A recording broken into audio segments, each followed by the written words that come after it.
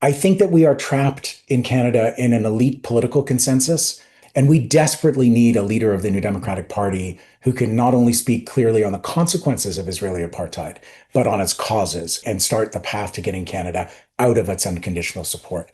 Canadian foreign policy is not just shaped by this long history of unconditional support for Israel. Unchecked corporate power in our country determines our foreign policy, goes hand in hand with subservience to the US empire, the Western desire to control resources across the Middle East.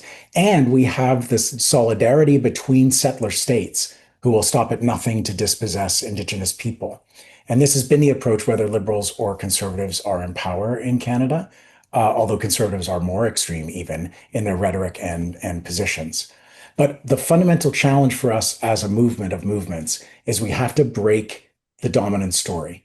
I think politicians in Canada have been conditioned by the Israel lobby, by the mainstream media, the corporate media, by evangelical Zionists to feel safe when they repeat the almost like a magical incantation of the two-state solution, two peoples living side by side in justice and security. And we need to break that rote response. And a lot of them revert to it out of fear of being called an anti-Semite by the Israel lobby, which is incredibly active and effective in Canada.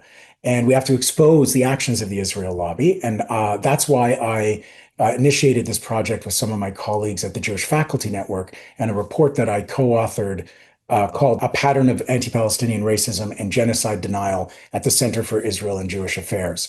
The CJ report is a really important attempt by Jewish scholars to break the story that the Israel lobby tries to reinforce day after day after day, that you cannot criticize Israel or your life will be ruined. You could lose your job. You'll be accused of being an anti-Semite and a terrorist. The National Post will go to town. All of these reinforcing mechanisms enforce this ideological story.